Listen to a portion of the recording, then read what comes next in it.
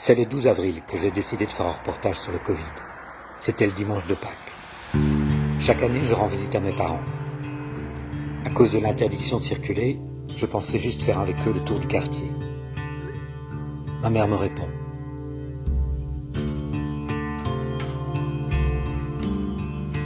Incivique, elle a dû entendre ça à la télé. 4 étages nous séparent, mes parents et moi. 4 étages, une génération et des convictions. Pour mon père, cette pandémie, c'est la fin d'un monde. Médecin à la retraite, 87 ans, en décompensation cardiaque. Une cible parfaite pour le Covid. Il a déjà rédigé son testament, il refusera les soins intensifs. Ma conviction à moi, c'est que cette pandémie est plus médiatique que sanitaire. Je ne nie pas le virus, la contagion, l'hécatombe du printemps. Le Covid est réel, mais la manière dont on le raconte est surréaliste. Nous sommes en guerre. Vous avez raison, M. Macron. C'est une guerre de l'information. Les prévisions alarmistes, accouchées par des modèles épidémiologiques, sont une arnaque. L'expert Neil Ferguson nous avait déjà trompés pour Ebola, pour le SRAS. En 2005, il a prédit 200 millions de morts pour la grippe aviaire. Au final, il y a eu 282 décès. Ferguson en remet à nouveau pour le Covid. 500 000 morts en France. Il y en aura 30 000. Les médias raffolent des oiseaux de mauvais augure. Pendant 3 mois, sur toute la planète, on va faire tourner le compteur à décès et comparer les scores de chaque pays. Belgium, 12 points. La Belgique. 4 milliards d'individus vont vivre sous hypnose télévisuelle, générant une psychose collective. Je veux savoir comment on en est arrivé là. Depuis 6 mois, je me réveille la nuit avec l'impression de vivre un cauchemar, avec l'intuition tenace que quelque chose d'énorme se joue. J'accumule les indices de manipulation statistique de plus en plus flagrantes. On fait croire qu'une infime trace laissée par un virus est une maladie. On ne fait plus le décompte des morts, puisqu'ils sont rares. On cumule les tests positifs.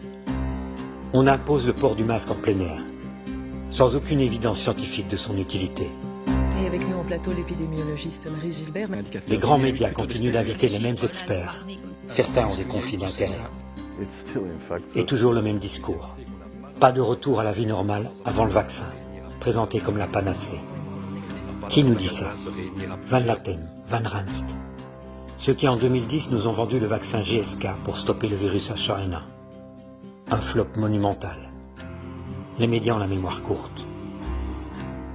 Pourquoi le soir ne rappelle-t-il pas qu'en 2015, la grippe, la bête grippe, avait provoqué 6000 décès supplémentaires? Sans hystérie, sans masque et sans matraque.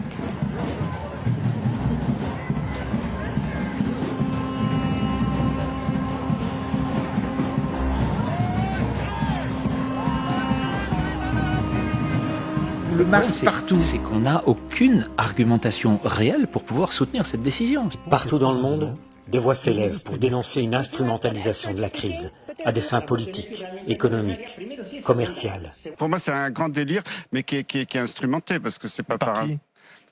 par Big Pharma.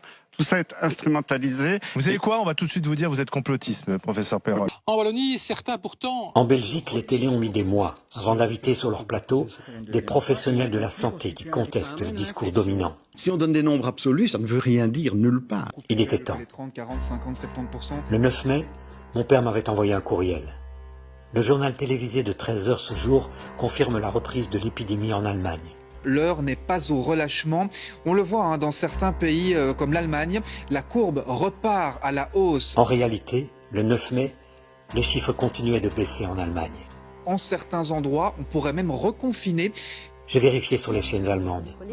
Il s'agit d'un seul canton où un abattoir est concerné. Moins de 200 ouvriers sur 1200 avaient été testés positifs. Aucune hospitalisation.